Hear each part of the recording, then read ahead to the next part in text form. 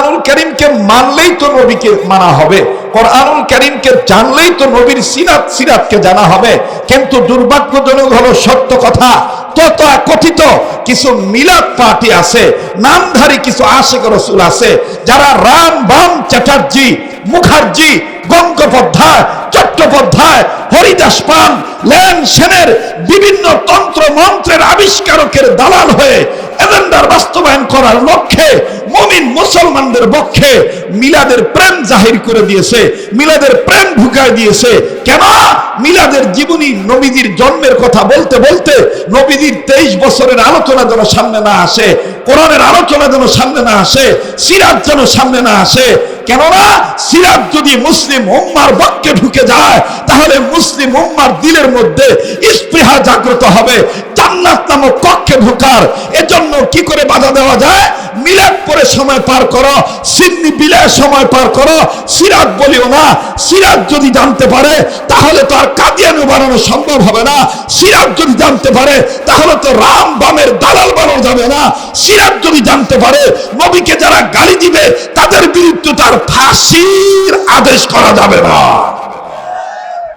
জাতীয় ওয়াইজিন পরিষদ কর্তৃক আয়োজিত আন্তর্জাতিক ইসলামী মহাসম্মেলনের অত্যন্ত পরম শ্রদ্ধেয় মান্যবর সম্মানিত সভাপতি, আমন্ত্রিত যোগ্য বুজুর্গ হযরত উলামায়ে কেরাম, দূর দূরান্ত থেকে আগত সমবেত দিনদার ইমানদার ইসলাম প্রিয় যুবক ভাইরা, বাবার বয়সী মুরব্বীরা, পর্দার অন্তরালে পরম শ্রদ্ধেয়া পর্দানিসীন আমার মা ও বোনেরা, আশিকিন জাকিরিন মুহিব্বিন সালিকিন মুজাহিদ বাবারা ভাইরা, আল্লাহ জাল্লা শানুহুর দরবারে লাখো কোটি শুকরিয়া আদায় করি যে মহান আল্লাহ আমাকে আপনাকে উম্মতের যুগ শ্রেষ্ঠ আলেম দ্বীনদের বুজুর্গদের মজলিসে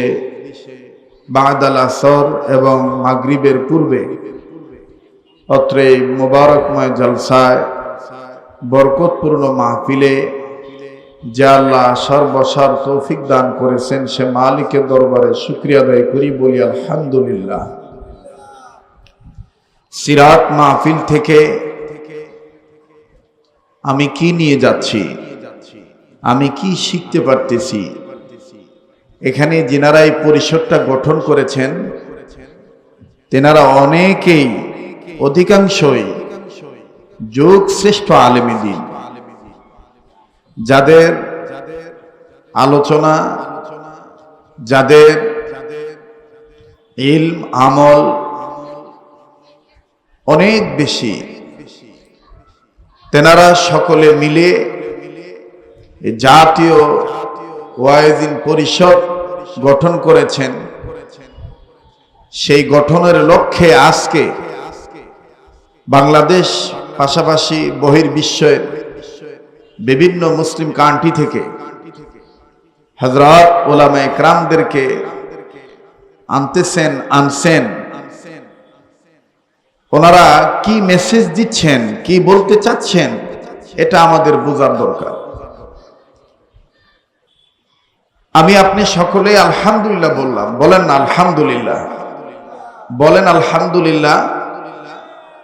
হযরত উলামায়ে কেরামগণ লেখেন, তাফসীরের কিতাবে আছে যে আল্লাহর কোন বান্দাবান্দি যদি ঈমানের সহিত খাদ্য গ্রহণ করে, খাবার শেষে এতটুকুন শব্দ বলে আলহামদুলিল্লাহ, আল্লাহ তাআলা সাথে সাথে তার জীবনের সমস্ত সগীরা গুনাহগুলি মাফ করবে। ভাই, সিরাত মাহফিল থেকে আমি কি শিখবো, কি জানবো? এখানে আমরা যারা এসেছি, আমাদেরকে যিনারা দাওয়াত দিয়েছেন, আমরা এখানে এসেছি আসলে দোয়া নেওয়ার জন্য। নসিহত করার মতন যোগ্যতা আমাদের নাই, আমরা নসিহত নিতে এসেছি। এই নসিহত নিতে এসে কথা আছে, কিছু পেতে হলে কিছু দিতে হয়। এখন আমি কি পেয়েছি আর আপনাদেরকে কি দিব? আসরের আগে আমাদের অত্যন্ত পরম স্নেহের আদরের ভাই, বাংলাদেশের ওলামায়ে হকদের মধ্যে বর্তমান যিনি তরজমানে আহলে হক হয়ে বিশুদ্ধ তাফসীর আলোচনা করতেছেন, যার কণ্ঠ, যার ভাষা এত সুন্দর। আমি শুনতেছিলাম হযরত মাওলানা ইসমাইল বুখারী কাশিয়ানী সাহেব, তিনি দারাজ কণ্ঠে আপনাদেরকে কি বলেছেন? তিনি বলেছেন রাসূলের সিরাতের আলোচনা, এই সিরাত এত ব্যাপক, এত বিরাট, এত তার বিশালতা, এত তার প্রশস্ত, এত তার দৈর্ঘ্য, মহাসাগর বললে ভুল হবে। মহাসাগরেরও শেষ আছে, কিন্তু নবীজির সিরাতের শেষ নাই। নবীজির চেহারার সৌন্দর্য নিয়ে যদি একজন আলেম আলোচনা করতে যান, গোটা বৎসর শেষ হয়ে যাবে, নবীজির চেহারার সৌন্দর্যের আলোচনা শেষ হবে না। সুবহানাল্লাহ। নবীজির রাজনীতি বিষয়ক যদি কেউ আলোচনা করতে চান, তো নবীজি কিভাবে রাষ্ট্র পরিচালনা করেছেন, এই নিরঙ্কুশ রাষ্ট্র পরিচালনার জিম্মাদারি আমার আপনার রাসূল বিশ্বনেতা বিশ্বনবী কিভাবে পালন করেছেন, এই বিষয়টার উপরে যদি কেউ আলোচনা করতে যান, বৎসর শেষ হয়ে যাবে, কিন্তু আলোচনা শেষ হবে না। সুবহানাল্লাহ। মুহতারাম হাজিরিন, আমার বন্ধুগণ, আমি হযরত উলামায়ে কেরামদের নির্দেশ অনুযায়ী সংক্ষিপ্ত সময়ে আপনাদেরকে একটা মেসেজ দিতে চাই। এইটাই যে নবীর আলোচনা কি করব, শেখ সাদী রহমাতুল্লাহ আলাইহি লিখেছেন, বলেছেন এবং জাহের করেছেন যে নবীজির প্রশংসা আমি কি করব, নবীজির সিরাত আমি কি বলবো। আল্লাহর পরে যিনি, তিনি হচ্ছেন বিশ্বনবী। আল্লাহর পরে যিনি বিশ্বনবী, তিনি। সুবহানাল্লাহ বলেন। আল্লাহর পরে যিনি বিশ্বনবী, তিনি। এই আল্লাহর পরে, মালিকের পরে, এই মুলকের মধ্যে, জমিনের উপরে, আসমানের নিচে সবচাইতে প্রশংসনীয় ব্যক্তি, সবচাইতে গ্রহণযোগ্য ব্যক্তি, সবচাইতে আদর্শওয়ালা ব্যক্তি, একজন ব্যক্তি, তিনি হচ্ছেন জনাবে মুহাম্মদ রাসূলুল্লাহ সাল্লাল্লাহু আলাইহি সাল্লাম। আম্মা জান আয়েশা রাদিয়াল্লাহু তাআলা আনহাকে প্রশ্ন করা হয়েছে, আম্মা জান আপনি নবীজির সিরাত সম্পর্কে বলেন। আম্মা জান বলেছেন, কানা খুলুকুল কোরআন। আপনারা কি কোরআনুল কারীম দেখেন না? কোরআনুল কারীমটাই তো নবীজির সিরাত। সুবহানাল্লাহ। মুহতারাম হাজিরিন, এজন্য আমার আগে যিনি আলোচনা করলেন, উস্তাজুল উলামা শেরে তাজ, আমার শায়খ মুর্শিদের অত্যন্ত আস্থাভাজন, স্নেহভাজন, আদরের ব্যক্তিত্ব ছিলেন, আছেন, যিনি এখনো হযরতের রূহানি দোয়া পাচ্ছেন, আমাদের শেরে তাজ আল্লামা শেখ সাজিদুর রহমান দামাত বারাকাতুহু আলিয়া, তিনিও একটি কথা বলে দিয়েছেন। তিনি মহব্বত করে, আদর করে বুঝাইতে চাইছেন যে তার একজন স্নেহের ছাত্র আমাদের এই পার্শ্ববর্তী এলাকাতে থাকেন, তিনি এটাই বুঝাইতে চাইছেন যে দৈনন্দিন জীবনে তিনি 10 পারা কোরআনুল কারীমের 10 পারা তেলাওয়াত করেন। তার মানে বোঝা যাচ্ছেন তিনি তেলাওয়াতের মাধ্যমে কোরআনুল কারীমকে ইজ্জত সম্মান করেন। আরে ভাই, কোরআনুল কারীমকে মানলেই তো নবীকে মানা হবে, কোরআনুল কারীমকে জানলেই তো নবীর সিরাতকে জানা হবে। কিন্তু দুর্ভাগ্যজনক হলো সত্য কথা, তথাকথিত কিছু মিলাদ পার্টি আছে, নামধারী কিছু আশিক রাসূল আছে, যারা রাম বাম চ্যাটার্জি, মুখার্জি, গঙ্গোপাধ্যায়, চট্টোপাধ্যায়, হরিদাস পাল, লেন সেনের বিভিন্ন তন্ত্র মন্ত্রের আবিষ্কারকের দালাল হয়ে এজেন্ডার বাস্তবায়ন করার লক্ষ্যে মুমিন মুসলমানদের পক্ষে মিলাদের প্রেম জাহির করে দিয়েছে, মিলাদের প্রেম ঢুকায় দিয়েছে। কেন? মিলাদের জীবনী, নবীজির জন্মের কথা বলতে বলতে নবীজির 23 বছরের আলোচনা যেন সামনে না আসে, কোরআনের আলোচনা যেন সামনে না আসে, সিরাত যেন সামনে না আসে। কেননা সিরাত যদি মুসলিম উম্মার পক্ষে ঢুকে যায়, তাহলে মুসলিম উম্মার দিলের মধ্যে স্পৃহা জাগ্রত হবে জান্নাত নামক কক্ষে ঢোকার। এজন্য কি করে বাধা দেওয়া যায়? মিলাদ পরে সময় পার করো, সিন্নি বিলায় সময় পার করো, সিরাত বলিও না। সিরাত যদি জানতে পারে তাহলে তো আর কাদিয়ানি বানানো সম্ভব হবে না। সিরাত যদি জানতে পারে তাহলে তো রাম বামের দালাল বানানো যাবে না। সিরাত যদি জানতে পারে নবীকে যারা গালি দিবে তাদের বিরুদ্ধে তার ফাঁসির আদেশ করা যাবে না। এজন্য কুচক্রী মহল আমার বন্ধুগণ ষড়যন্ত্র করে আমাদেরকে ভিন্ন ভিন্ন ভিন্ন ভাবে এমন ভাবে কৌশলে এমন ভাবে ঢুকিয়ে দিছে আমাদের মতনই সুরত, আমাদের মতনই সবকিছু। তারা নবীর প্রশংসায় উজ্জীবিত। আলহামদুলিল্লাহ, নবীর প্রশংসা অবশ্যই দরকার আছে, কিন্তু মনে রাখতে হবে নবীর জন্ম স্বীকার করতে হবে, নবীর সিরাতও স্বীকার করতে হবে। নবী কেমন করে রাষ্ট্র পরিচালনা করেছেন, নবীজিকে মহব্বত হুব্বুর রাসূল। আমার বন্ধুগণ, হাদিসে পাকের মধ্যে আছে রাসূল আকরাম সাল্লাল্লাহু আলাইহি ওয়াসাল্লাম বলেন, নবীর প্রেম ঈমানের অঙ্গ। যার মধ্যে নবীর ভালোবাসা নাই, যার মধ্যে নবীর প্রেম নাই, তার মধ্যে ঈমানই নাই। যার মধ্যে নবীর প্রেম নাই, তার মধ্যে ঈমানই নাই। নবী প্রেম, নবীকে ভালোবাসা, এটা ঈমানের অঙ্গ। এই ঈমানের অঙ্গ কিভাবে তারা ধরে রেখেছিলেন? নবীর সঙ্গ নিয়ে সাহাবায়ে কেরাম, খোলাফায়ে রাশিদিন, তাবেঈগণ, এরপরে তাবেঈনগণ, এরপরে হক্কানি উলামায়ে কেরামগণ, এরপরে আউলিয়া কেরামগণ, বর্তমানে কিভাবে আহলে সুন্নাত ওয়াল জামাতের অধীনে থেকে হযরত উলামায়ে কেরাম, আজকের এই জাতীয় ওয়াইজিন পরিষদ, তিনারা কিভাবে কি কথা বলতেছেন, কোন আদর্শ তারা মানতেছেন, কোন আদর্শ তারা প্রচার করতে চাচ্ছেন, এটা আমাদের জানা দরকার। এই মেসেজটা আমাদের গ্রহণ করা দরকার। নবী প্রেম অন্তরে যার আছে, সেই প্রকৃত আশিক রাসূল হতে পেরেছে। কথা বলেন ঠিক কিনা? যেমন আমি আপনাদের কাছে উদাহরণস্বরূপ একজন বুজুর্গের কথা বলি। আপনারা নাম শুনেছেন ইমামে আজম আবু হানিফা রাহমাতুল্লাহি আলাইহি, আপনারা নাম শুনেছেন ইমাম মালিক রাহমাতুল্লাহি আলাইহি, আপনারা নাম শুনেছেন ইমাম শাফি রাহমাতুল্লাহি আলাইহি, আপনারা নাম শুনেছেন ইমাম আহমদ ইবনে হাম্বল রাহমাতুল্লাহি আলাইহি। এই যে চারজন ইমাম, চার মাযহাবের চার ইমাম, যারা লা মাযহাবী, যারা মাযহাব মানে না, আমার বন্ধুগণ, তাদের কথা ভিন্ন। কিন্তু যারা এই চারজন ইমামকে আমরা মানি, আমার বন্ধুগণ, তাদের মধ্যে দেখেন, তারা কখনো নবীর মিলাদ নিয়ে মারামারি করে নাই, তারা কখনো জিলাপি নিয়ে কারাকারি করে নাই, তারা কখনো বাড়াবাড়ি করে নাই, তারা কখনো সারাসারি করে নাই।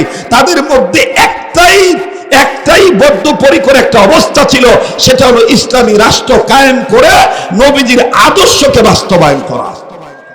নবীজির আদর্শকে বাস্তবায়ন করা।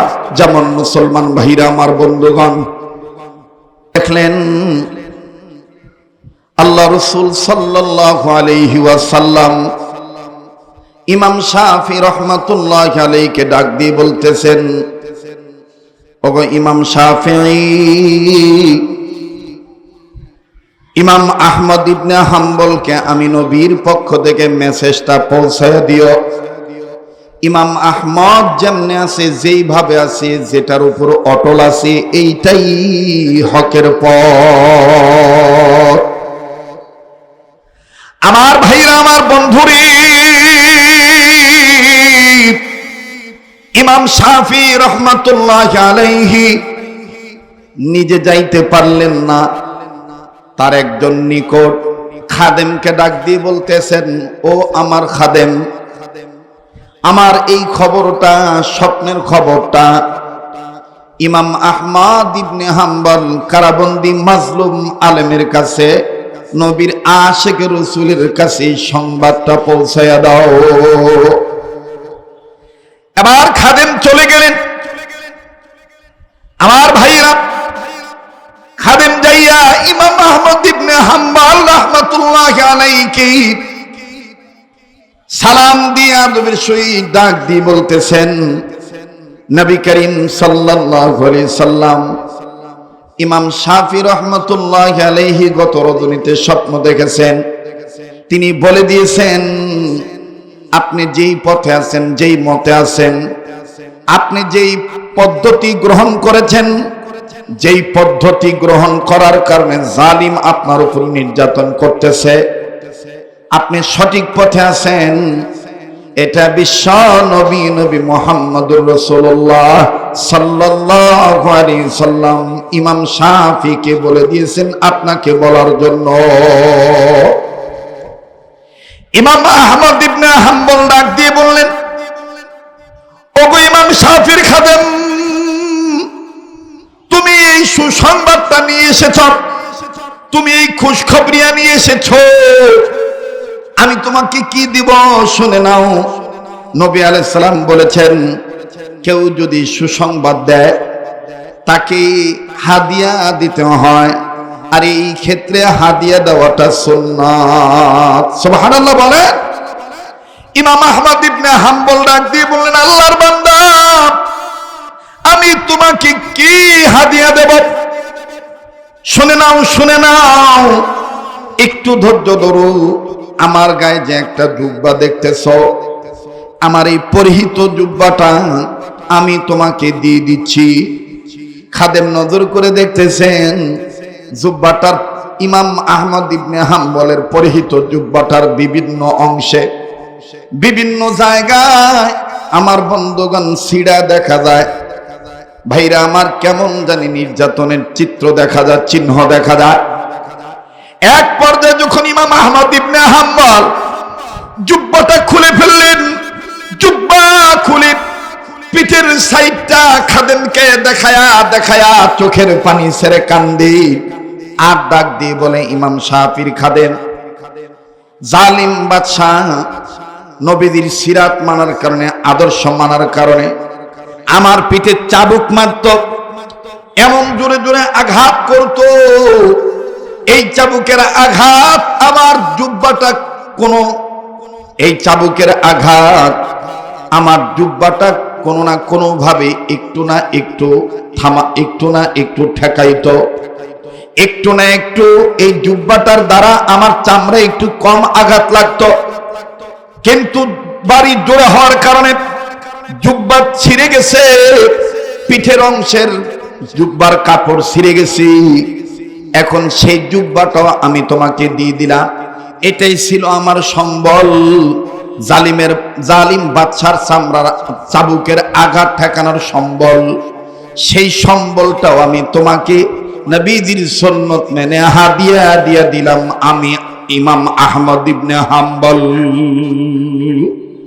এটাই ছিল সম্বল।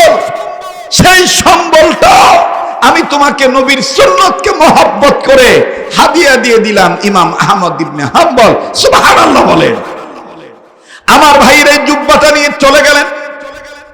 যাওয়ার পরই ইমাম শাফি রাহমাতুল্লাহি আলাইহি খাদেমকে ডাক দিয়ে বলতেছেন, ওগো খাদেম, ইমাম আহমদ ইবনে হাম্বল কি তোমাকে কোনো কিছু হাদিয়া দেয় নাই?